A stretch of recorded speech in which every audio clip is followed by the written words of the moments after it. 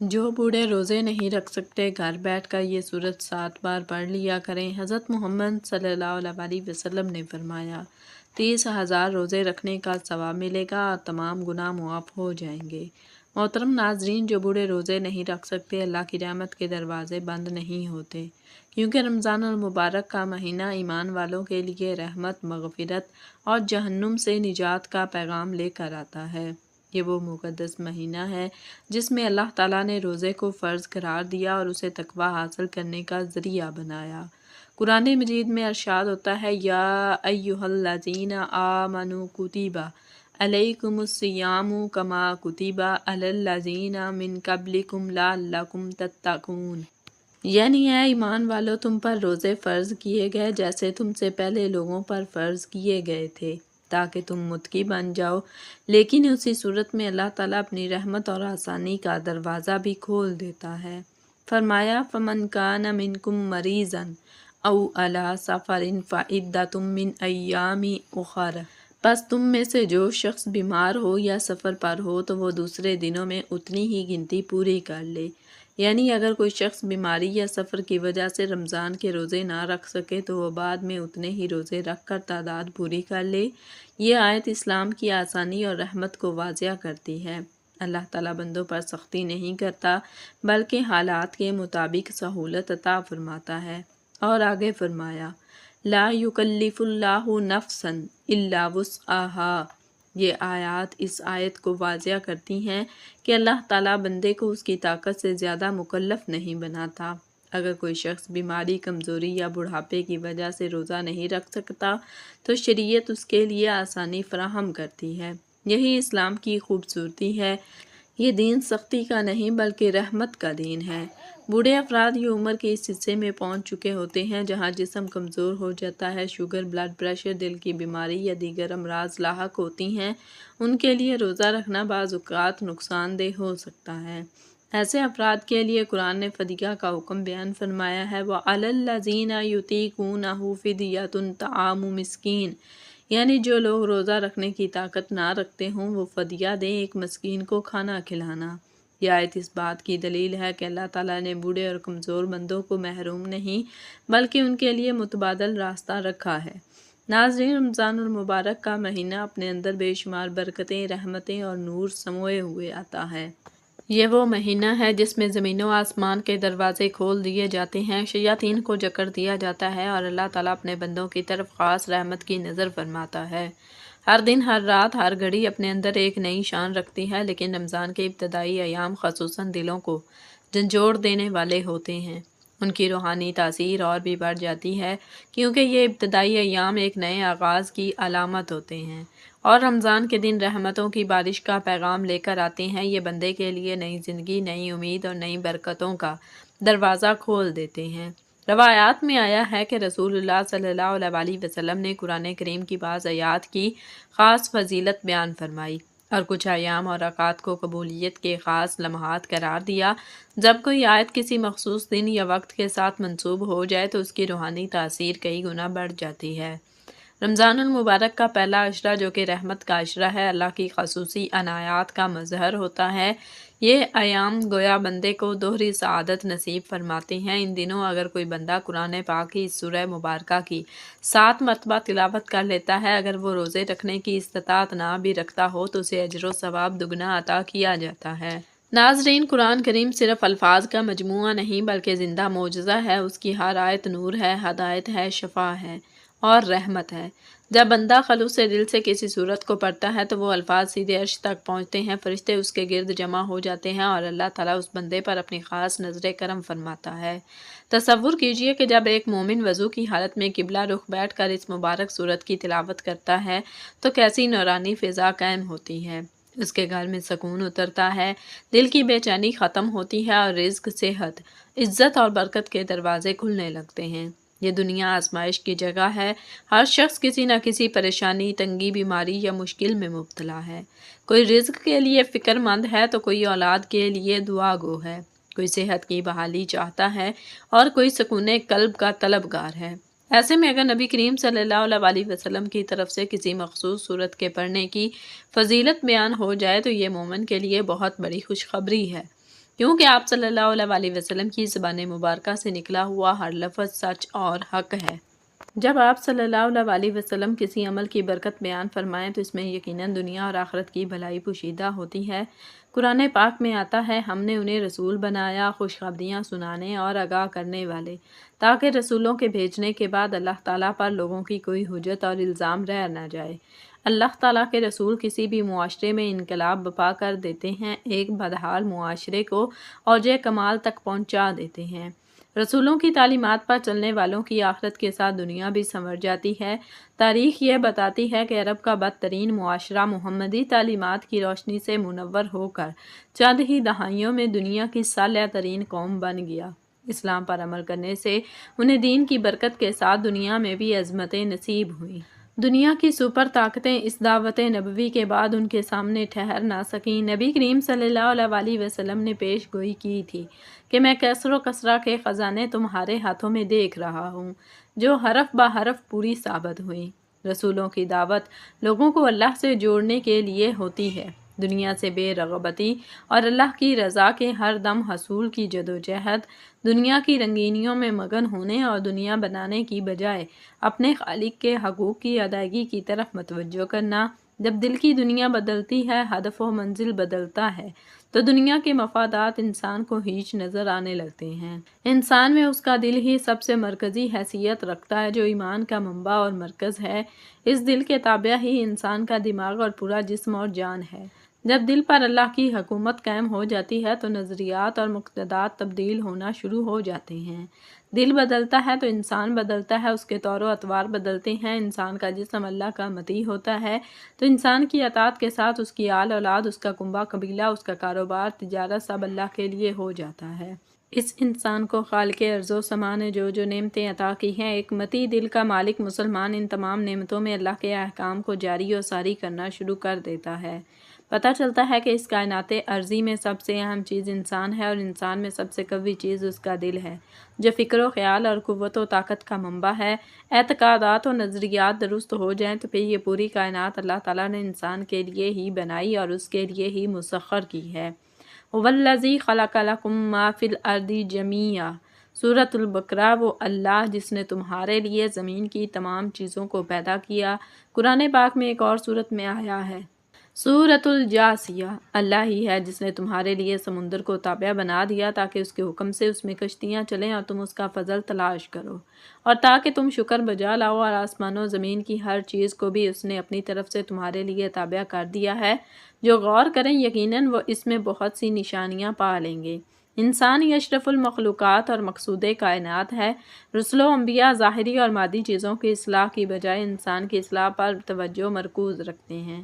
دنیا کی تمام چیزیں انسان سے متعلقہ یا اس کی ماتحت ہیں۔ جب ان میں مرکزی فرد کی اصلاح ہو جاتی ہے تو یہ ساری چیزیں بھی ایک مقصد اور مرکز پر جمع ہو جاتی ہیں، گویا مال و دولت، زمین، اولاد اور کنبہ، حکومت و ریاست، تجارت و معیشت، معاشرت اور تمدن، میل جول، رویے، رجحانات کی اصلاح اور فلاح کا آغاز فرد کی اصلاح سے ہوتا ہے۔ اگر ان تمام چیزوں کی بنیادی عقائد درست اور صالح نہیں تو مجموعہ اور اجتماع کیوں کر صالحیت اور ابدیت پر قائم ہوگا۔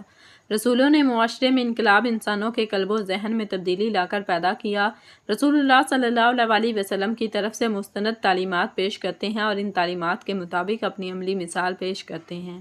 قرآن کی زبان میں تلاوت آیات، تزکیہ نفس، کتاب و حکمت کی تعلیم اور اس کے مطابق اپنی عملی زندہ جیتی جاگتی مثال یعنی اسوہ حسنہ کو پیش کرنا، یعنی رسول صرف تعلیم نہیں دیتے بلکہ انسانوں کی تربیت کرتے ہیں، عملی زندگی میں اپنی ذات پر اس کو قائم کر کے دکھاتے ہیں کہ وہ کس طرح ہر میدان میں اللہ کی بندگی کرنے والے، اس کے پیغام کو پھیلانے والے، کارزار حیات میں اس کے لیے ہمہ جدوجہد کرنے اور تکلیفیں برداشت کرنے والے، اور اس دین الہی کے فروغ اور تحفظ کے لیے ہر طرح کی تدبیر کرنے والے ہیں۔ ظاہر ہے کہ رسول جو معاشرے میں سب سے مؤثر، سب سے حقیقی اور بامقصد تبدیلی لاتے ہیں، ان تمام کاوشوں کا محور اور مرکز انسان ہی کی ذات ہوتی ہے۔ اللہ تعالیٰ نے انسان کو اپنی بندگی کے لیے پیدا فرمایا اور اس پر اپنی بندگی کا حق قائم اور عائد کیا، اور رسول زندگی کے ہر میدان میں اس بندگی کو قائم اور دائم کر دیتے ہیں۔ اللہ کی بندگی سے نعمتیں حاصل ہوتی ہیں۔ اس انسان کو حاصل تمام صلاحیتوں، انعامات اور وسائل، مال و دولت، رزق زمین و جائیداد سب پر بظاہر انسان کا حکم چلتا ہے۔ ایک مطیع و مسلمان شخص اپنے ہر معاملے میں اللہ کے احکام کا پابند ہوتا ہے، اس طرح ان تمام چیزوں پر جو اسی اللہ راضی کو مالک رب ذوالجلال کی عطا ہے، اللہ کا حکم جاری و ساری ہو جاتا ہے۔ جب انسان کا دل صالح ہو جاتا ہے تو معاشرہ صالح ہو جاتا ہے، اور جب معاشرہ صالح ہو جائے تو اللہ کے احکامات پر کاربند ہو جائے تو پھر اللہ کی نعمتیں زمین و آسمان سے بے تحاشا برسنا شروع ہو جاتی ہیں۔ سورۃ المائدہ میں ہے، اور اگر یہ لوگ تورات اور انجیل اور ان کی جانب جو کچھ اللہ تعالیٰ کی طرف سے نازل فرمایا گیا ہے ان کے پورے پابند رہتے تو یہ لوگ اپنے اوپر سے اور نیچے سے روزیاں پاتے اور کھاتے۔ اللہ کی اطاعت و بندگی اور اس کے لیے یکسو ہو جانے کی انسان کی زندگی میں کس قدر اہمیت ہے، اس کا پتہ نبی کریم صلی اللہ علیہ وسلم کی اس دعوت سے بھی چلتا ہے جو آپ نے قریش مکہ کو دی۔ جناب ابو طالب مریض ہو گئے اور نبی کریم صلی اللہ علیہ وسلم ان کی عیادت کے لیے ان کے پاس تشریف لائے، تو اس موقع پر رؤسائے قریش نے موقع غنیمت جانا کہ آپ پر ابو طالب کا دباؤ استعمال کیا جائے۔ ابو جہل گویا ہوا کہ آپ کا بھتیجا ہمارے معبودوں کو برا کہتا ہے، اس کی سرزش کی جائے، تو ابو طالب کے جواب میں آپ نے فرمایا میں تو انہیں ایک کلمہ کی تلقین کرتا ہوں کہ اگر مان لیں تو عرب ان کے مطیع اور عجم باج گزار بن جائیں گے، دنیا کی نافرمانی کو ان کو ملے گی۔ ابو طالب بولے صرف ایک کلمہ؟ آپ نے جواب دیا بالکل صرف ایک کلمہ، یہ اللہ کی توحید کا اقرار کر لیں گے۔ سرداران قریش بولے ایک الہ نہیں، ایسا نہیں ہو سکتا، ہم نے تو یہ بات پچھلے کسی دین میں بھی نہیں سنی، کچھ نہیں، یہ تو صرف من گھڑت ہے۔ غور کیجئے کہ کلمہ توحید میں ایسی کیا قوت ہے جو صادق و امین صلی اللہ علیہ وسلم اس کو خلوص دل سے تسلیم کر لینے پر دنیا جہان کی حکمرانی کی نوید سنا رہے ہیں۔ یہ کلمہ توحید تمام انبیاء کی دعوت کا اصل الاصول اور مرکزی نقطہ رہا ہے، یہی اسلامی عساکر کی بنیادی دعوت رہی ہے، اور اس کی روح کے مطابق عمل کر لیا جائے اور اپنی پوری زندگی کو عبادت اور عبودیت کے تقاضوں میں ڈھال لیا جائے تو کوئی بھی فرد اور ملت دنیا کی سپر پاور بن جاتا ہے۔ زبان رسالت اور تاریخ سے یہی ثابت ہوتا ہے۔ اس سے معلوم ہوتا ہے کہ انبیاء کرام کا پیغام سوچ و فکر کے مرکز و محور کو متعین کر لینے کا ہوتا ہے، انسان کی اصلاح کا ہوتا ہے۔ جب انسان کی اصلاح ہو جاتی ہے تو اس انسان کی تمام متعلقات کی بھی اصلاح ہو جاتی ہے۔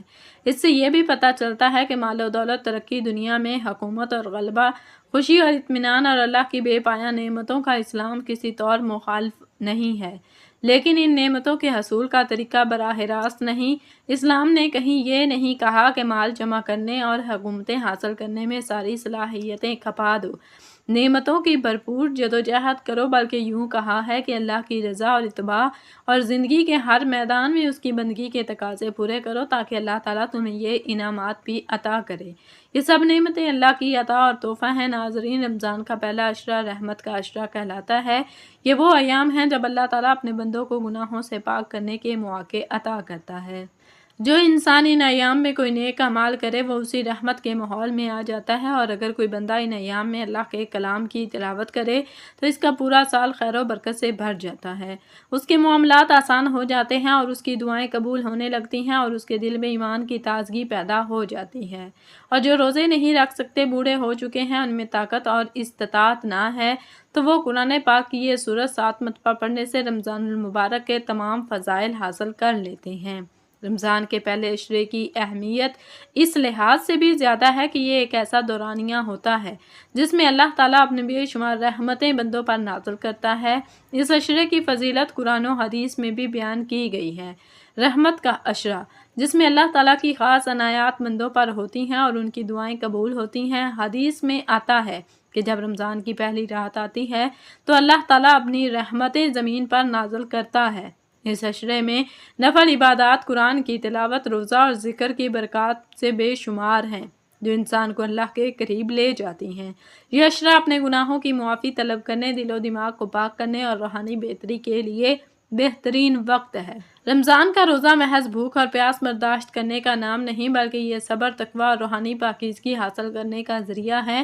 مسلمان اس دوران اپنی خواہشات پر قابو رکھتے ہیں اور نیکیوں کی طرف متوجہ ہوتے ہیں۔ روزہ رکھنے سے نہ صرف جسمانی پاکیزگی حاصل ہوتی ہے بلکہ روحانی ترقی بھی ممکن ہوتی ہے۔ یہ مہینہ صبر اور ضبط نفس کی تربیت دیتا ہے اور انسان کو نیکیوں کی طرف مائل کرتا ہے۔ اسی طرح قرآن کی تلاوت، نفل نمازیں اور ذکر میں اضافہ کیا جاتا ہے۔ جس سے دل اللہ کی رضا کی طرف مائل ہوتا ہے۔ مسلمانوں کی کوشش ہوتی ہے کہ وہ ماہ رمضان میں اپنی روزمرہ کی دنیاوی مشغولیات سے ہٹ کر عبادات میں زیادہ سے زیادہ وقت گزاریں۔ اس مہینے میں ایک نئی روحانیت اور سکون آتا ہے جو دنیا اور آخرت کی کامیابی کی بنیاد بن سکتا ہے۔ یہ عشرہ اس بات کی یاد دہانی کراتا ہے کہ اللہ تعالیٰ کی رحمت ہر وقت بندوں کے ساتھ ہے اور وہ ہر اس بندے کو معاف کرنے کو تیار ہوتا ہے جو خلوص نیت سے رجوع کرے۔ رمضان کے پہلے عشرے میں عبادات کی کثرت سے انسان اللہ کے قریب ہوتا ہے اور اس دوران مانگی گئی دعاؤں کی قبولیت کے امکانات بڑھ جاتے ہیں۔ حدیث شریف میں آتا ہے کہ اللہ تعالیٰ فرماتا ہے کہ میں اپنے بندے کے گمان کے مطابق ہوں، اگر وہ مجھ سے رحمت کی امید رکھے گا تو میں اسے اپنی رحمت عطا کروں گا۔ اس لیے ضروری ہے کہ مسلمان اس عشرے میں زیادہ سے زیادہ عبادات، دعا، استغفار اور توبہ کریں تاکہ اللہ کی رحمت سے مستفید ہو سکیں۔ رمضان کے پہلے عشرے میں نفل عبادات، قرآن کی تلاوت، ذکر و اذکار اور صدقہ و خیرات کی خصوصی تاکید کی گئی ہے۔ جو مسلمان اس عشرے میں عبادات میں مشغول ہوتے ہیں انہیں اللہ کی خاص عنایات اور برکتیں نصیب ہوتی ہیں۔ روزے کی حالت میں صبر اور ضبط نفس کی مشق کی جاتی ہے جو انسان کو اخلاقی اور روحانی طور پر بہتر بناتی ہے۔ یہ ایک ایسا موقع ہوتا ہے جس میں انسان اپنی زندگی میں بہتری لا سکتا ہے اور اپنی عبادات میں مثبت تبدیلیاں پیدا کر سکتا ہے۔ اللہ تعالیٰ نے اس مہینے کو انسان کے لیے ایک ایسا خاص موقع بنایا ہے جس میں وہ اپنے گناہوں بھری زندگی سے نکل کر نیک اعمال کی طرف متوجہ ہو سکے۔ جو لوگ رمضان کے پہلے عشرے میں اللہ کی رحمت کے طلبگار ہوتے ہیں انہیں اللہ تعالیٰ بے شمار برکتوں اور انعامات سے نوازتا ہے۔ رمضان کے اس پہلے عشرے کو اپنی زندگی میں تبدیلی لانے کا بہترین موقع سمجھ کر اس سے بھرپور فائدہ اٹھانا چاہیے تاکہ انسان دنیا اور آخرت میں کامیاب ہو سکے۔ محترم ناظرین، قرآن کی آیات میں عجیب تاثیر ہے۔ بعض آیات دل کے زنگ کو صاف کرتی ہیں، بعض آیات رزق میں کشادگی کا ذریعہ بنتی ہیں، بعض آیات دشمنوں کے شر سے حفاظت کرتی ہیں اور بعض آیات گھر میں سکون اور محبت پیدا کرتی ہیں۔ جب کوئی آیت کسی خاص دن کے لیے منسلک ہو جائے تو اس کا مطلب یہ ہوتا ہے کہ اس دن اس آیت کی تاثیر مزید بڑھ جاتی ہے۔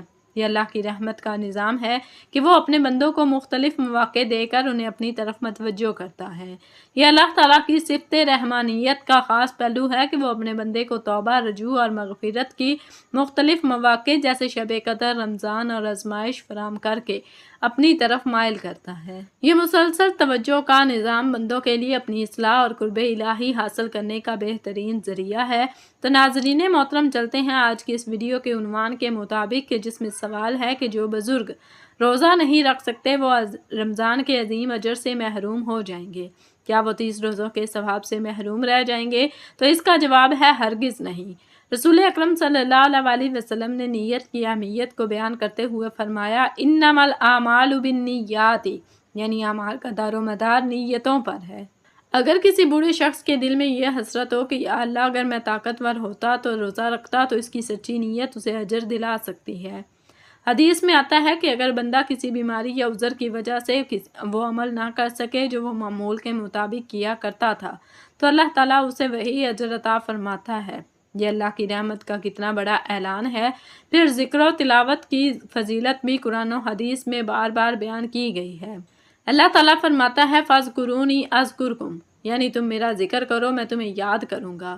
اور فرمایا الا بذکر اللہ تطمئن القلوب، دلوں کا سکون اللہ کے ذکر میں ہے۔ رسول اللہ صلی اللہ علیہ وسلم نے فرمایا جو شخص قرآن کا ایک حرف پڑھتا ہے اسے ایک نیکی ملتی ہے اور ہر نیکی 10 گنا بڑھا دی جاتی ہے۔ سوچئے اگر ایک حرف پر 10 نیکیاں ملتی ہیں تو پورا کلام پڑھنے کا کتنا اجر ہوگا۔ ایک اور حدیث میں آیا ہے کہ جو بندہ اخلاص کے ساتھ اللہ کو یاد کرتا ہے اللہ تعالیٰ اس کے گناہ معاف فرما دیتا ہے چاہے وہ سمندر کی جھاگ کے برابر ہوں۔ یہاں ایک اہم حصول سمجھنا ضروری ہے کہ اللہ تعالیٰ اجر کو صرف جسمانی مشقت پر موقوف نہیں رکھتا بلکہ اخلاص، نیت اور محبت پر عطا فرماتا ہے۔ بڑھاپا زندگی کا وہ مرحلہ ہے جب انسان دنیا سے زیادہ آخرت کی فکر کرنے لگتا ہے، اسی لیے بزرگ افراد کی دعائیں زیادہ اثر رکھتی ہیں۔ حدیث میں آتا ہے کہ 3 قسم کے لوگوں کی دعا رد نہیں کی جاتی، ان میں ایک مظلوم اور ایک روزہ دار بھی ہے۔ اگر کوئی بزرگ روزہ نہ رکھ سکے تو دن بھر اللہ کا ذکر کرتا رہے، تلاوت کرتا رہے، استغفار کرتا رہے تو کیا اللہ اس کی محنت کو ضائع کرے گا؟ ہرگز نہیں۔ قرآن میں اللہ تعالیٰ فرماتا ہے من جاء بالحسنات فلہ عشر امثالها، یعنی جو ایک نیکی لائے گا اسے 10 گنا اجر ملے گا۔ اب ذرا غور کریں، اگر کوئی بزرگ اخلاص کے ساتھ گھر بیٹھ کر اللہ کا کلام پڑھے، استغفار کرے، درود شریف پڑھے، نفل ادا کرے تو اس کے لیے اجر کے دروازے کیوں بند ہوں گے؟ رسول اللہ صلی اللہ علیہ وآلہ وسلم نے فرمایا، رمضان آیا تو جنت کے دروازے کھول دیے جاتے ہیں، جہنم کے دروازے بند کر دیے جاتے ہیں اور شیاطین کو جکڑ دیا جاتا ہے۔ یہ اعلان سب کے لیے ہے، بوڑھے، جوان، بیمار، کمزور، سب کے لیے۔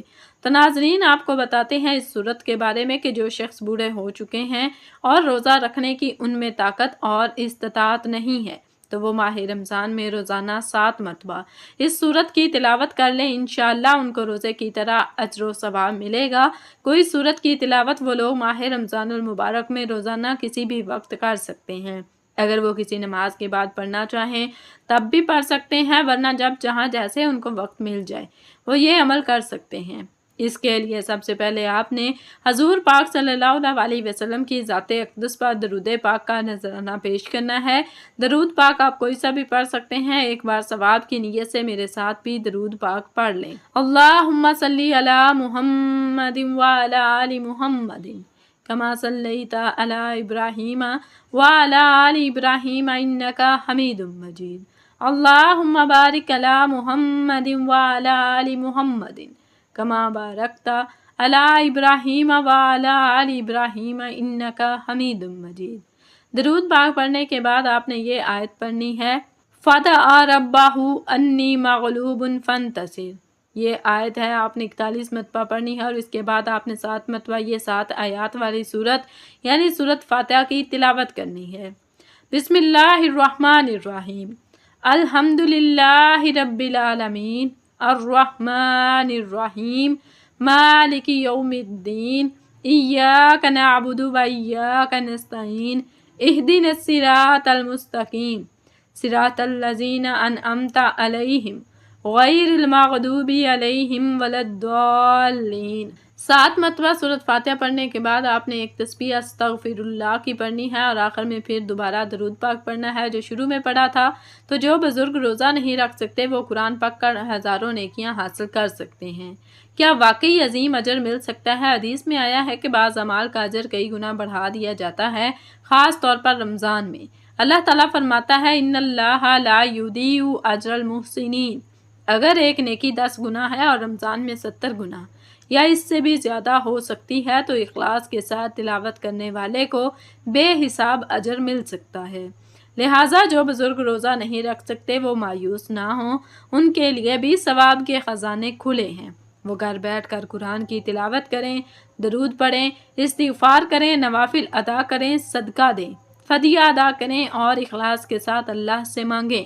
اللہ تعالیٰ دلوں کے حال جانتا ہے، وہ نیتوں کو دیکھتا ہے، وہ کمزوری کو بھی عبادت میں بدل دیتا ہے۔ یہ پیغام ان لاکھوں بزرگوں کے لیے ہے جو بیماری یا بڑھاپے کی وجہ سے روزہ نہیں رکھ سکتے اور دل میں افسوس کرتے ہیں۔ یاد رکھیں، اللہ آپ کی حسرت کو بھی عبادت بنا سکتا ہے۔ رمضان صرف بھوکا رہنے کا نام نہیں بلکہ دل کو اللہ کے سامنے جھکانے کا نام ہے۔ اگر دل جھک گیا، آنکھ نم ہو گئی، زبان پر ذکر جاری ہو گیا تو انشاءاللہ اجر کے دروازے کھل جائیں گے۔ اللہ تعالیٰ ہم سب کو اخلاص، سچی نیکی، سچی نیت اور اپنی رضا کی طلب عطا فرمائے اور ہمیں اپنی رحمت کے سائے میں جگہ دے، آمین۔ میری اللہ تعالیٰ سے دعا ہے کہ اللہ تعالیٰ میرا سنانا اور آپ کا سننا اپنی پاک بارگاہ الہی میں قبول و منظور فرمائے۔ اللہ تعالیٰ نیکی کی بات کو سننے، سمجھنے اور اس پر عمل کرنے کی طاقت اور توفیق مرحمت فرمائے، آمین ثم آمین۔ ناظرین، آپ سے گزارش ہے کہ اپنے رزق میں برکت، وسعت اور کشادگی کے لیے اللہ تعالیٰ کے 99 ناموں میں سے کوئی ایک نام کمنٹس میں ضرور شیئر کریں۔ اللہ تعالیٰ ہم سب کا حامی و ناصر ہو، آمین۔ جزاکم اللہ خیرا کثیرا۔